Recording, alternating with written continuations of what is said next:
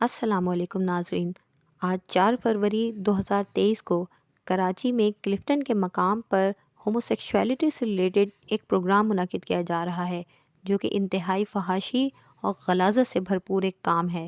اس کے بارے میں مفتی طارق مسعود صاحب نے اپنا ایک بیان ریکارڈ کروایا ہے، تو چلیے پہلے ہم آپ کا یہ بیان سنتے ہیں، اس کے بعد ہم اس پر آپ کو اپنا ریویو اور اپنا ریئیکشن دیں گے۔ ہم جنس پرستوں کی جانب سے کلفٹن میں 4 فروری کو ایک انتہائی فحش، غلیظ، حیاسوز پارٹی کا انعقاد کروایا جا رہا ہے۔ اس پارٹی کا بنیادی مقصد پاکستان میں ہم جنس پرستی ایجنڈے کو نارملائز کرنا ہے۔ آپ کے توسط سے مقتدر حلقوں سے درخواست ہے کہ اس غلاظت کو رکوانے میں اپنا کردار ادا کریں۔ کہیں ایسا نہ ہو کہ خدا کا غضب ہم پر نازل ہو اور زمین ایک بار پھر پلٹ دی جائے۔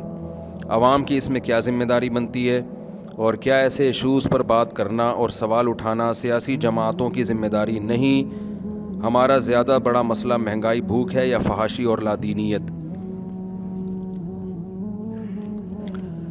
دیکھو، ہمارا زیادہ بڑا مسئلہ فحاشی اور لادینیت ہے۔ بھوک دوسرے نمبر پہ مسئلہ ہے، کیونکہ ہم آخرت پر ایمان رکھنے والے لوگ ہیں۔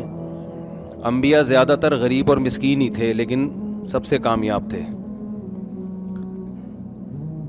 تو یہ نہیں ہے کہ بھوک کے خلاف کوشش نہ کریں، غربت کے خلاف کوشش نہ کریں۔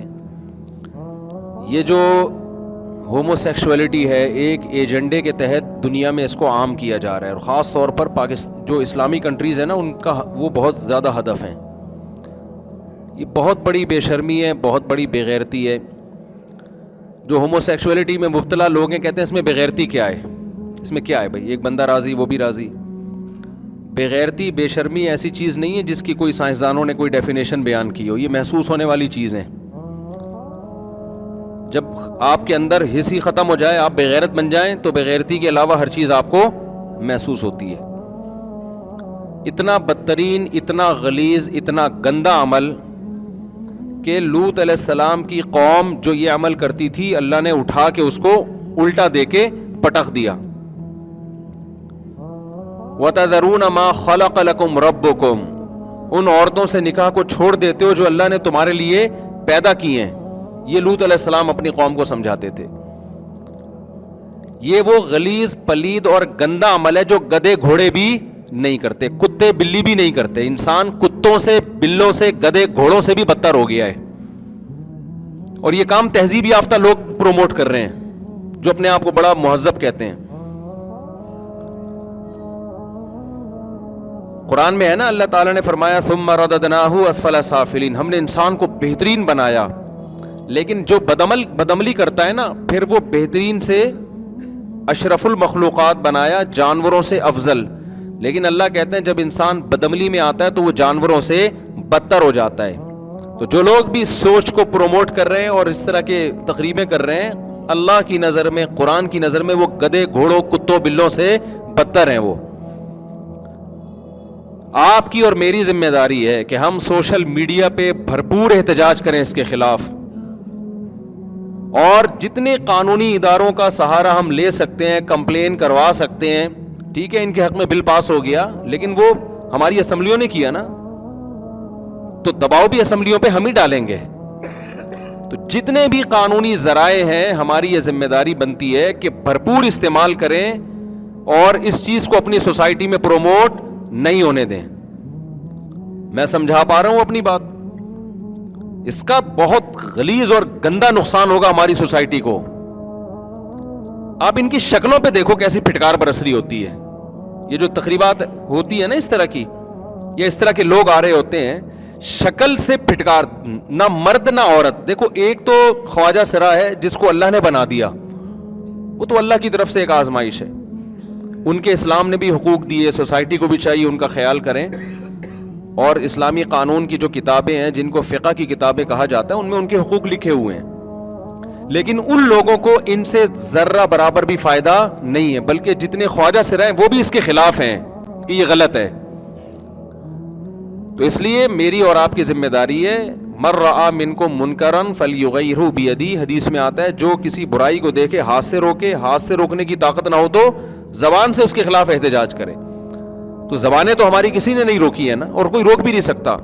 آپ سوشل میڈیا پہ، ٹویٹر پہ، یوٹیوب پہ، فیس بک پہ جتنا احتجاج ریکارڈ کروا سکتے ہیں کروائیں، اور جس کے قانونی سطح پہ جتنا اللہ نے اس کو قوت دی ہے، طاقت دی ہے، وہ قانونی کارروائی کرے، اور اس قانون کو بھی آپ تبدیل کروانے کی بھرپور کوشش کریں. حکمران جو ہے نا وہ دیکھتے ہیں کہ قوم کا غربت مہنگائی یہی ہے، تو ٹھیک ہے یہ بھی ہمارے مسئلے ہیں، میں یہ نہیں کہہ رہا یہ مسئلے نہیں ہیں، لیکن ان کے علاوہ بھی ہیں. ورنہ خدا کی قسم کل تمہاری اولادیں جب یہ کام کریں گی نا تم خون کے آنسو روگے. ہماری باہر ٹریولنگ ہوتی ہے، ہمارے ہاں جو بچوں کے مسئلے ہیں نا وہ کیا ہے؟ میرا بچہ بنٹے کھیل رہا ہے، میرا بچہ گٹکا پی رہا ہے، میرا بچہ فلاں کے ساتھ بیٹھ کے سگریٹ پی رہا ہے، یہ مسئلے ہیں. ان کے ہاں یہ مسئلے نہیں ہیں. ان کے ہاں مسئلے ہیں کہ میرا بچہ لڑکیوں میں دلچسپی نہیں رکھتا، وہ شادی کی بات نہیں کرتا، وہ مرد سے شادی کرنا چاہتا ہے. غیرت مند آدمی زمین میں گڑ جاتا ہے، لیکن جن میں غیرت ہوگی تو وہ گڑیں گے نا. تو جب تک یہ غیرت آپ کے اندر ہے، حیا آپ کے اندر ہے، تو خدا کا واسطہ آپ اپنی فطرت تبدیل ہونے سے پہلے اس کے خلاف بھرپور طریقے سے احتجاج کریں. ہم نے یہ ملک اسلام کے نام پہ لیا ہے، ہم نیچر کے خلاف، اسلام کے خلاف کوئی قانون اس ملک میں پاس بولو نہیں ہونے دیں گے. اسلام میں اپنی خلقت کو تبدیل کرنے کی آپ کو اجازت نہیں ہے. اتنی بھی اجازت نہیں ہے، نبی نے فرمایا جو مرد یا عورت دونوں دانتوں کے درمیان گیپ پیدا کرے نا گھسائی کر کے، اس پر بھی اللہ کی لعنت.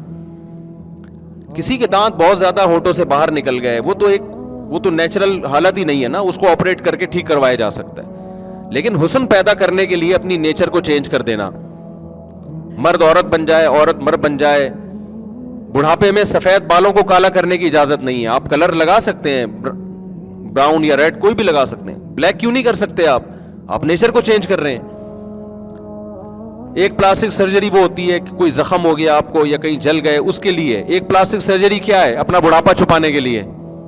ایک پلاسٹک سرجری وہ ہے اپنی جو قدرت نے آپ کو شکل دی اس کو چینج کرنے کے لیے. یہ والی پلاسٹک سرجری اسلام میں کیا ہے؟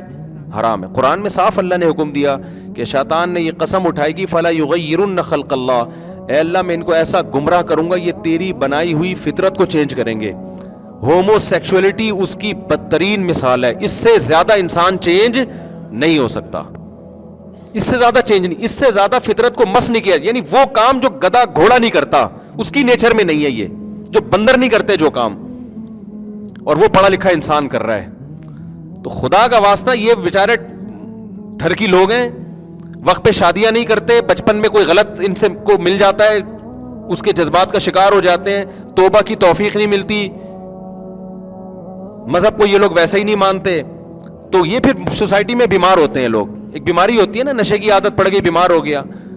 اس بیمار کو دیکھ کے قانون چینج نہیں ہوتا، اس بیمار کا علاج کیا. یہ بیمار ہیں، ہم یہ مانتے ہیں کہ ان کو مردوں کی طرف رغبت ہے، یہ بیمار ہیں. بیماری کی بہت سی وجوہات ہوتی ہیں. بچپن میں کسی نے، ماں باپ نے خیال نہیں کیا ہوتا کہ بچہ کن لوگوں میں اٹھ رہا بیٹھ رہا ہے. آج کل ماں باپ نے بھی بچوں کو فری اسٹائل میں چھوڑا ہوا ہے. میں دیکھ رہا ہوتا ہوں مسجد میں کوئی خوبصورت سا بچہ آ رہا ہے، کوئی انکل اس سے گلے میں مل رہا ہے، پیار بھی کر رہا ہے اس کے گال پہ. ماں باپ میں غیرت ختم ہو گئی ہے. یار تم اپنے بچے کی نگرانی تو کرو کم از کم. اسکولوں میں ایسے بھیج دیتے ہیں اور کوئی نگرانی نہیں ہے پیچھے. بچہ جب بچہ ہو نا، کبھی کسی بڑے کے ساتھ اس کو فری مت ہونے کو. بڑا ہاتھ بھی لگایا، بولے تمہارا کیا لگتا ہے، تم اس کو کیوں پیار کر رہے ہو، کیوں ہاتھ لگا رہے ہو؟ میں نہیں کہہ رہا جو بڑا پیار کر رہا ہے غلط نیت سے کر رہا ہے، ہمیں بدگمانی کی اجازت نہیں ہے. لیکن ہمیں کیا پتا کہ یہ کس نیت ہے، تو ہم احتیاط کریں گے. میں یہاں کبھی دیکھتا ہوں چھوٹا سا بچہ ہے نا کبھی گلی میں، اس کے ساتھ کوئی محلے کا بڑا لڑکا بیٹھ کے جا رہا ہے بائک پہ، جو اس کو کچھ لگتا بھی نہیں ہے. بھائی کیوں؟ آپ ماں باپ کہاں مر گئے یار؟ وہ کیسے کسی لڑکے کے ساتھ اپنے بچے کو بھیج دیتے ہیں؟ سوسائٹی میں اتنی برائی پھیل رہی ہے، تو وہ بچہ پھر اس طرح کے لڑکوں سے مل جل کے اس کی نیچر خراب ہو جاتی ہے، بیمار ہو جاتا ہے. وہ عورت میں رغبت ختم ہو جاتی ہے. جب گند کھاؤ گے تو حلال میں تھوڑی رغبت رہے گی. کانت تعمل الخبائث، قرآن کہتا ہے ہم نے لوط کو ایسی قوم سے نجات دی جو پلید عمل کرتی تھی. جب لوط علیہ السلام کی قوم اس گندگی میں مبتلا ہوئی نا، تو لوط علیہ السلام نے کہا کہ میں اس عمل سے نفرت کرتا ہوں، گھن آتی ہے مجھے، الٹی آتی ہے، متلی آتی ہے. انہوں نے کہا آپ اتنے پاکیزہ ہیں تو ہمارا علاقہ چھوڑ دیں. لوط علیہ السلام نے کہا میں چھوڑ دوں گا لیکن خدا تمہیں نہیں چھوڑے گا. اور پھر قرآن کیا کہتا ہے, ہم نے لوط کو ایسی قوم سے نجات دے دی جو پلید اور غلیظ عمل, پلید کا لفظ استعمال کیا قرآن نے, پلید گندے سے بھی زیادہ غلط, یعنی یہ لفظ ہے جو جس میں گندگی جھلک رہی ہے, پلید عمل کیا کرتی تھی. تو یہ عمل پلید ہے, اور کوئی اس میں مبتلا ہو گیا تو وہ پلیدی میں مبتلا ہو گیا, گندا ہو گیا ہے. اب اس کا حل یہ ہے کہ وہ توبہ کرے, ڈاکٹر کے پاس جائے کہ میری فطرت مسخ ہو گئی ہے, میرا علاج کرو میں ٹھیک ہو جاؤں. نفسیاتی ڈاکٹروں کے پاس جائے, کوئی بھی اس کے علاج کرے گا, ٹھیک ہو جائے گا. نہ یہ کہ اس کو سوسائٹی میں پروموٹ کرنے کی کوشش کرے. اور اگر پھر بھی نہیں علاج کر رہا تو چھپ کے گناہ کرے نا, دوسروں کو کیوں گندا کر رہا ہے؟ اللہ نے اس کو انتقام لینا ہوگا, خود ہی انتقام لے لے گا اللہ تعالیٰ قیامت کے دن. اس کو پروموٹ کیوں کر رہا ہے لوگوں میں؟ ایک آدمی ہیروئن پیتا ہے چھپ کے, یہ بھی گناہ گار ہے. ایک ہیروئن کی پڑیا بانٹنا شروع کر دے, اس پہ سیمینار منعقد کرنا شروع کر دے, تو بتاؤ یہ اس سے 20 گنا زیادہ بڑا گناہ گار ہے یا نہیں ہے؟ تو ہم اپنی سوسائٹی میں اس غلیظ پلید عمل جو کتے بلی گدھے گھوڑے بھی نہیں کر, یہ لفظ یاد رکھ لو. جب بھی کوئی کہنا ہومو سیکچولیٹی اور یہ اس کو پروموٹ, آپ کہو کہ جو کام گدھا گھوڑا کتا بلی بھی نہیں کرتا نا, تو اس کام کو سوسائٹی میں پروموٹ کر رہا ہے, تو گدھے گھوڑے کتے بلی سے بھی زیادہ بدتر ہے. جو گدھا گھوڑا بھی نہیں کر رہا, ان کی بھی اللہ نے نیچر اتنی رکھی ہے, میل فیمیل. تو اس لیے بھائی یہ اس کو ہم اپنی سوسائٹی میں کسی قیمت پہ قبول نہیں کریں گے. اس کے خلاف جتنا احتجاج کرتے ہو کرو. اور یہ ہے مذہب سے بغاوت کا نتیجہ, کہ جتنا پڑھا لکھا طبقہ ہوگا نا, جو اپنے آپ کو بڑا ماڈرن اور بڑا تہذیب یافتہ, انہی میں گندگیاں زیادہ ہیں. کلفٹن ڈیفینس میں ہو رہا ہے, وہاں حوالہ ایجوکیٹڈ طبقہ وہاں کیا ہے بولو زیادہ ہے. تو یہ مذہب کے بغیر جب ایجوکیشن آتی ہے نا تو زیادہ بیڑا غرق کرتی ہے. اس لیے جامعۃ الرشید یہ نعرہ لگا رہا ہے کہ ہر یونیورسٹی میں اگر 70% دنیاوی تعلیم ہے تو 30% مذہبی ہونی چاہیے, اور ہر دنیاوی دینی ادارے میں اگر 70% دین ہے تو 30% دنیاوی تعلیم بھی ہونی چاہیے. تو یہ اس کا نتیجہ ہے کہ جب آپ مذہب اور ایجوکیشن کو الگ الگ کر دو گے نا تو پھر یہی ہوگا. تو جو ہو رہا ہے سوسائٹی میں, تو جن میں غیرت باقی, اور یہ یاد رکھو سارے گورے بھی ایسے بے غیرت نہیں ہیں. آپ سمجھتے ہو سب اس کو پروموٹ کر رہے ہیں, ان کی سوسائٹی میں بھی جو غیر مسلم ہے وہ بھی بہت سے اس پہ لعنت بھیج رہے ہیں کہ یہ کیا ہو رہا ہے, ہماری سوسائٹی میں کیا گند پھیلایا جا رہا ہے. کیونکہ اس کا تعلق نیچر سے پہلے ہے, اسلام سے. اسلام اور نیچر تو ایک ہی چیز کے نام ہے نا, اس کا تو نیچر سے آپ کا بڑا گہرا تعلق ہے. تو اس میں بہت سے غیر مسلم بھی اس کو پسند نہیں کرتے, کہتے ہیں کیا گندگی. میں نے تو مذاق میں کہہ دیا تھا کہ اگر تم مذہب کو فالو نہیں کرو گے نا تو کل دیکھنا تمہارا بیٹا کہے گا کہ ابو میں نے وسیم سے شادی کرنی ہے, آپ کی بہو وسیم آئے گی گھر میں, وسیم یا غفار یا ستار یا سبکتگین کوئی بھی, وہ وسیم نہیں جو کسی کا نام ہے بھائی, میں فرضی وسیم کی بات کر رہا ہوں. تو وہ ہونے لگا ہماری سوسائٹی میں. خاتون کی کال آئی, میرا بیٹا کہتا ہے میں نے اس لڑکے سے شادی کرنی ہے. میں نے کہا اس کے کسی فیس بک پہ اس کو کسی نے خراب کیا ہے. اس نے کہا پھر فیس بک پہ کسی گورے سے جو گے ہے اس سے دوستی ہے, اس گے نے اس کو خراب کیا ہے.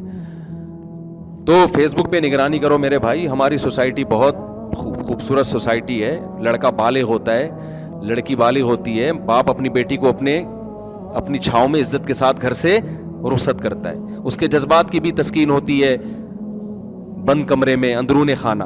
میاں بیوی میں محبت پیدا ہوتی ہے, اس کے نتیجے میں اللہ اولاد دیتے ہیں. نکاح ایسی پیاری چیز ہے کہ اس کے نتیجے میں اللہ نے پیغمبروں کو پیدا کیا ہے. کتنے سوسائٹی میں جتنے بھی بڑے بڑے لوگ پیدا ہوئے, نکاح کے نتیجے میں جو ملاپ ہوا اس کے نتیجے میں پیدا ہوئے ہیں وہ. اور نکاح کے علاوہ جتنے راستے ہیں یہ سب حیوانیت اور درندگی ہے. ان میں سے ہم کسی راستے کو کسی صورت میں سوسائٹی میں انشاءاللہ پنپنے نہیں دیں گے. تو آپ اس کے خلاف احتجاج کرو, بھرپور احتجاج کرو. سوشل میڈیا پہ اس احتجاج کا بڑا فرق پڑتا ہے, اور اس کو آپ ہلکا نہ سمجھو, خوب احتجاج کرو. اگر خدا نخواستہ کوئی شخص اس بیماری میں گندگی میں مبتلا ہے بھی, وہ بھی احتجاج کرے. وہ کہے کہ میں برا ہوں لیکن میں برائی کو پروموٹ نہیں کروں گا, میں توبہ کرتا ہوں اللہ سے. بعض دفعہ توبہ پہ قائم رہتا ہے, توبہ ٹوٹ جاتی ہے, پھر توبہ کرے. جیسے ایک آدمی چرس پی رہا ہے, عادت ہو گئی, اس کو پتا ہے یار میں برا کر رہا ہوں, لیکن وہ برائی کو پروموٹ نہیں کرتا. ہم نے کتنے لوگ دیکھے ہیں, ایک آدمی چرس پیتا ہے, وہ اپنے دوست کو منع کرتا ہے, اس سے اپنے بھائی کو منع کرتا ہے, یار یہ گندی چیز ہے. تو اگر خدا نخواستہ کوئی اس غلاظت اور گندگی میں مبتلا ہے تو بھی وہ اس کو پروموٹ کرنے کی کوشش نہ کرے. ہاں تو ناظرین، آپ نے یہ ویڈیو بیان ملاحظہ فرمایا. مفتی طارق مسعود صاحب نے بہت ہی آسان انداز میں اس مسئلے کو سمجھانے کی کوشش کی ہے. امید ہے کہ آپ سب کو یہ سمجھ آیا ہوگا. ہم سب کو اس کے خلاف آواز بلند کرنی چاہیے، کیونکہ ہماری نسلوں کی بقا ہمارے دین اسلام میں ہے. ہمارا دین ایک مکمل ضابطۂ حیات رکھتا ہے، تو پھر ہم کیوں کسی اور معاشرے کی جانب دیکھیں اور ان کی غلاظتوں کو ہم اپنائیں. اللہ تعالیٰ ہم سب کو اپنے دین پر عمل کی توفیق نصیب فرمائے. امید ہے کہ آج کا یہ ویڈیو ریاکشن آپ کو پسند آیا ہوگا. اس کو زیادہ سے زیادہ شیئر کریں. اللہ تعالیٰ ہم سب کو اور ہمارے ایمان کو اپنے حفظ و امان میں رکھے. آمین ثم آمین. جزاک اللہ.